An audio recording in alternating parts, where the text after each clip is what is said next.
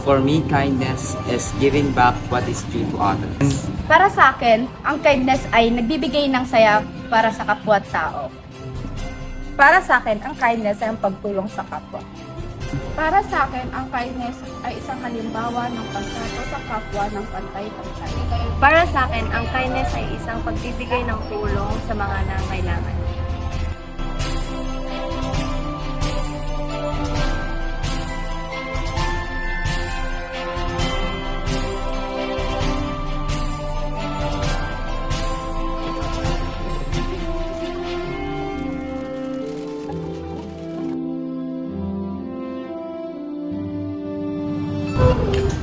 Habang naglalakad kami, may napansin kaming batang nasa lansangan na napansin naming nagugutom.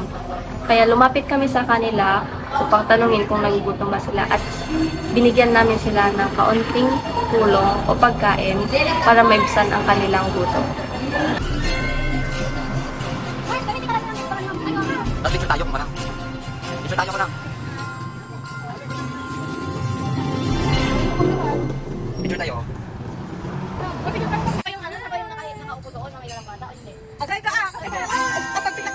Salamat po ko ng buko. Hindi.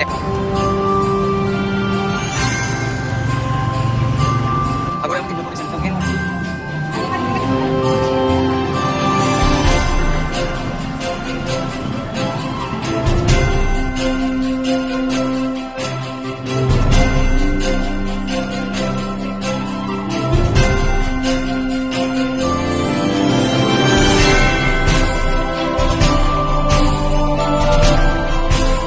Habang binibigyan namin ng pagkain ang isang lola, nakikita namin ang saya sa kanyang mata. At parang feel namin doon nawawala yung pagod niya, ganun. Napakaganda palang tumulong sa isang tao, lalo na pag nahihirapan. Ay, ito po. Salamat po. Kano makaawid ka, Lola? Nagbara. Christmas po. Mami, tagatlo ka. Babakis mo. Ni oras ka naman naglako ngay mami. Tatay lang. Gandang alas 9 lang. O, tawag yun, mami. Senior ka Ay, 67. Pinagtrabaho ka pa ila. Gusto ni mami? Anak ko. Mami. Dati anak ko. Ada asawa dati na. Anda kay kan barba? Kandak maminsan makabulan. Nagkala. Ano, manay, mami. Mano, anak mo nga, mami. Magpituda kami. Anak ko. Ay, katangon min, mami. Ay na. Tanong mo makawit ka niya, mami. Iduan ang Kumaduan na talaga. Tapos Sige nga, Amakainan usap na niya. mula. Ay naku. Natulog na. Thank you. pati yung basket mami. Ay, Ang tapaskin ni Lula na biga. Ano naglako ang. Thank you.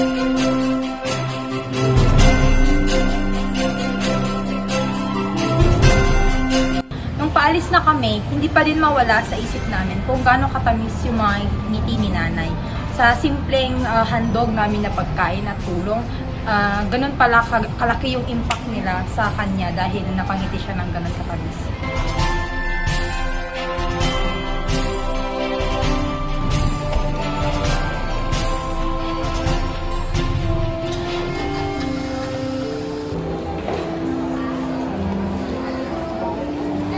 Sa aming paglalakad sa simbahan para maghanap ng aming tutulungan, nakita namin itong batang ito na sa murang edad niya, nagtitinda na siya ng sampagita sa labas ng simbahan. At napaisip kami na hindi namin man to na experience, pero parang ang hirap na para sa kanila na gawin yun. Kaya nilapitan namin siya at tinulungan. Ano pangalan mo? Ronalyn. Ilang taon ka na? 8. Tagatlo ka ay? Ah? Central West. Central West. Apay nga lako ka. Tapno? Ah? Paglalako ka kasta? go ka. Paglalako ka kasta? Ay, nagkatak ka ninyo. Nabakayat mo ka na. Nakait mo kanan? Ah, nakait mo meriendaan tanta? Malay mo nga, igutangan ni para Ah, ay, kat mo kinna po. Ano pinangan? Kailangan. Kaya mo mga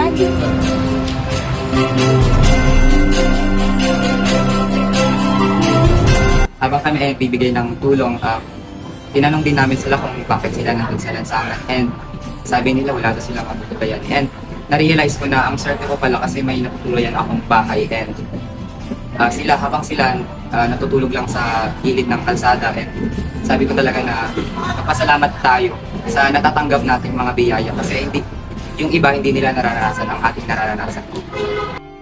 This Christmas, we decided to conduct a random act of kindness and na-realize namin na it's time para mag-give back sa mga blessings na amin nararanasan ngayon at ipagpasalamat sa Diyos na hindi niya kami pinabayaan at marami pa siyang blessings na binigay at kailangan natin i-share yun sa ibang tao.